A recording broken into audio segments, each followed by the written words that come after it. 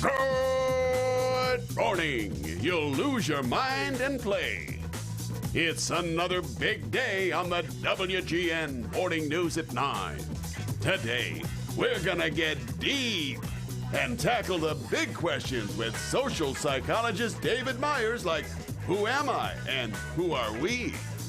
Plus, we'll catch up with Hallmark Queens Lacey Chabert and Allison Sweeney about the much-anticipated sequel trilogy of The Wedding Veil. And real estate, baby! Let's get the scoop from Dennis Rodkin from Crane's Chicago Business. Live from the WGN studios, this is the WGN Morning News at 9. Good morning. Hello there, Mike. Hello, you guys. You know, everybody wants to keep talking about that injury, Larry, and your wardrobe, but some people have actually gone so far as to make some suggestions. Oh, good. Nice. Very Outfits nice. that you can wear until you're able to put that suit All jacket right. back on. Let's take a look in honor of your favorite cat. That's a nice look right there. Yeah. Yeah. How about just the inner tube? Oh, I you could know, do you're that, comfortable, you're ready for summer. How about this one? The old the Clint poncho. Eastwood. Poncho. That looks pretty good. The old college basketball Yeah. jersey, I think, would be a nice fit. That's a great idea. How about this? It looks like a suit, but it's, you know, Big Chippendales, Yeah. you know? very sling Yeah. friendly, yes. And this one, I think that's Oh, that's from the Weather and Leather day Yeah. with Bon Jovi they 10 still years have that ago. old Wow. Village People costume Yeah, sure. you know, back at the house. So there's some All thoughts. good options, I Mike. will Maybe take one note. each day next week. Good. It's done. All right. The best is yet to come, and babe, won't that be fine?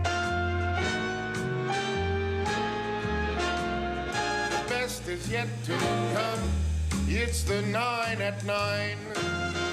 Paul, you're up first. All right, number 9. I've been saying this for years. Throw away the old books.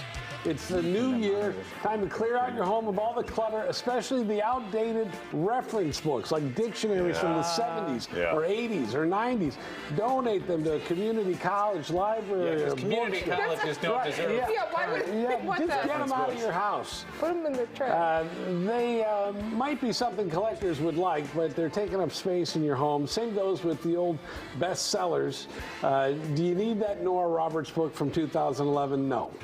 No, you don't. Find one of those little free libraries in your neighborhood and drop it right off there. They make good kindling in places also. So, but you know, you don't need Yeah, that's day 2 of Paul advocating for burning books. enough of Yes. it already. Get them out of your track. house. Yeah. They're taking up time and space. Yeah. Are you trying to get fired?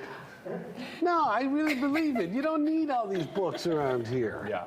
They're such a waste of space. All right. Books You're just never in opening general them. or just specific books? I'll go with 95% of books. That is a high percentage, Paul Conrad. If you read them once, you're done. Yeah. Sometimes you forget how it ended. So if it's a Nora Roberts book and maybe 10 If years you later, can't like, remember I how it remember ended, how you it should check ended. yourself in for some kind of work. All right, I got to get back to reading my next script. Number 8. We often hear Paul using the latest slang around the office like no cap. That means no lie, Right. or like I'm telling the truth. So why can't we bring back some slang from the 80s? And here's some of the things that people are not using all that much anymore. When people were disgusted, they used gag me with a spoon or barf me out. When you proved us something, there was choice, as in that car is so choice. That's never how heard Ferris that. Bueller, it's called Ferris Bueller's Day Off, described the Ferrari. No duh. Yeah. This is actually probably even more 90s, was also popular. And there was bounce, as in let's bounce. Get out of here. Bring them back. Okay. Number 7, it doesn't matter around here. We have a bunch of slobs, but in some places, the dress code that was once all business is now more relaxed. Yep. So here's your weekly fit check. Jeans are having a real office moment right now, and there's a way to do it that makes the whole look seem very pulled together. All you need to do is add a blazer or a fitted jacket or a crisp button-down shirt. The idea is to be neat, not sloppy. Baggy jeans with holes in the knees, that's a hard no. You want cleaner lines, more tailored looks. All right, number 6. Fans of The Sopranos might be interested in this. Uncle Junior's New Jersey house Hey. is for sale. It's a 4-bedroom home in Newark's upscale Forest Hills neighborhood. It appeared at least 5 times on The Sopranos. It can be yours for $585,000. It's also just under 5,000 square feet, so big house. that is a real bargain. I do have to say that I feel a little triggered that I was the one assigned the story about New Jersey and The Sopranos. I feel like that was. I think maybe you're owed an apology. I feel like that was kind of Yeah. on purpose. Yeah. All right, number 5. A software engineer managed to steal $300,000 from his company, inspired by the cult classic Office Space. In the movie, the employees got revenge against their company by creating a special program that transferred money into their accounts. The man worked for Zulily. And he created a malicious code at the checkout process that wired customers' payments to his personal account. Oh, wow. He even kept a secret file labeled Office Space Project. He's charged with 2 counts of theft and 1 count of identity theft. Number 4, there is a weird reason that looking at certain art could make you eat less. Researchers in Switzerland did studies to see whether viewing thin sculptures had any impact on how a person ate afterward. The sculptures were by Swiss artist Alberto Giacometti. Long story short, the people who were exposed to the sculptures ate less in a study room compared to the people who did not see the art. All that to conclude, environmental cues may nudge people in the right direction when it comes to food choices.